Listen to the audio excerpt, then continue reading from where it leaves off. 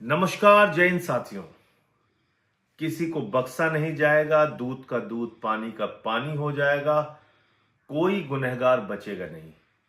ये मेरे डायलॉग नहीं, उत्तर प्रदेश के मुख्यमंत्री योगी आदित्यनाथ जी के डायलॉग हैं। जब ये प्रभु श्री राम के मंदिर में चोरी का मामला सामने आया तो उत्तर प्रदेश के मुख्यमंत्री ने बड़े दावे के साथ कहा कि जिसके पास जो सबूत है जाकर एसआईटी को दीजिए, बाहर कोई बातें मत कीजिए, दूध का दूध पानी का पानी हो जाएगा, कोई गुनहगार बचेगा नहीं। लेकिन आज मैंने अखबारों में खबर पढ़ी, उसमें लिखा है कि निर्माण कार्य की जांच एसआईटी नहीं करेगी, जमीनों में हुए घोटाले की जांच एसआईटी नहीं करेगी, और जो भी रिपोर्ट वो सरकार को सौंपेगी उसमें निर्माण कार्य से संबंधित और जमीन से संबंधित जांच नहीं होगी। ये कैसी अजीब बात है कि एक इतना बड़ा मामला सामने आया जिसमें चढ़ावे के नाम पर करोड़ों का घोटाला हुआ, और उसी दौरान यह जानकारी मिली कि 40% कमीशन प्रभु श्री राम के मंदिर के निर्माण में लिया जाता था। और ये मैंने नहीं बताया, दीनानाथ वर्मा जो इंजीनियर थे उन्होंने बताया। अगर 40% कमीशन प्रभु श्री राम के मंदिर के निर्माण में लिया जाता था तो उसकी जांच क्यों नहीं होनी चाहिए? उन भ्रष्टाचारियों के खिलाफ कार्रवाई क्यों नहीं होनी चाहिए? क्यों बचाया जा रहा है उन भ्रष्टाचारियों को, बेईमानों को? दूसरा प्रकरण जमीन घोटाले से संबंधित, जिसकी जानकारी मैंने दी, एक नहीं 13 दस्तावेज दिए। 13 दस्तावेज दिए और 13 दस्तावेज और है मेरे पास। मुझे एसआईटी ने बुलाया था।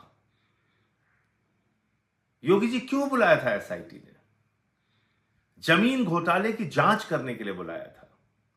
तभी तो मैंने जब जमीन के कागजात दिए और उस वक्त पूछा तो उन्होंने कहा कि हम इस पे सरकार से बातचीत करेंगे। तो आपने क्यों मना किया? क्यों मना किया? जमीन घोटाले की आप जांच नहीं करेंगे? 2 करोड़ की जमीन 18.5 करोड़ में 5 मिनट के अंदर खरीदी गई, क्या यह भ्रष्टाचार नहीं है? नजूल की जमीन जो न खरीदी जा सकती है, बेची जा सकती है, 24 करोड़ में खरीदी गई, क्या यह भ्रष्टाचार नहीं है? 9 करोड़ की जमीन 55 करोड़ में खरीदी गई, क्या यह भ्रष्टाचार नहीं है?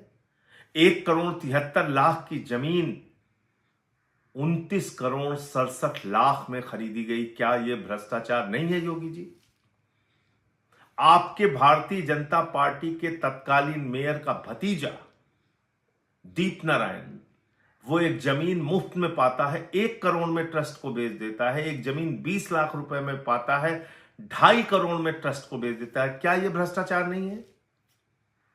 क्योंकि ये कागजात चिल्ला चिल्ला के बोल रहे हैं।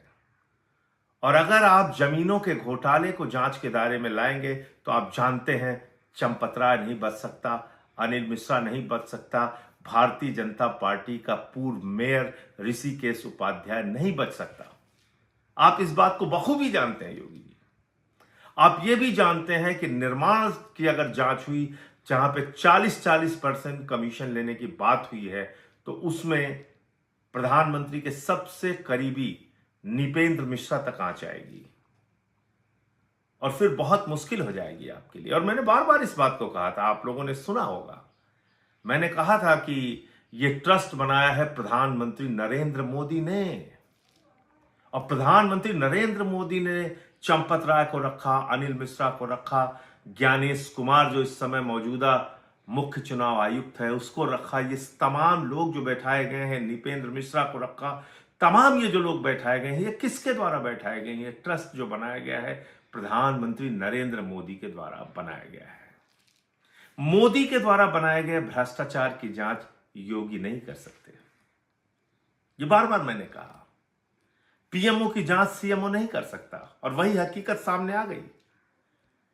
करोड़ों करोड़ रुपए का घोटाला, सैकड़ों करोड़ रुपए का घोटाला प्रभु श्री राम के मंदिर के निर्माण और जमीन खरीद में हुआ है। आप बताइए उसकी जांच क्यों नहीं हो रही है? मैं इस देश के करोड़ों हिंदुओं से अपील करना चाहता हूं, राम भक्तों से अपील करना चाहता हूं, अपनी आवाज को बुलंद कीजिए। इन भ्रष्टाचारियों के खिलाफ सख्त से सख्त कार्रवाई होनी ही चाहिए। इन्होंने जय श्री राम का नारा लगा के प्रभु श्री राम को लूटने का काम किया है। जय हिंद।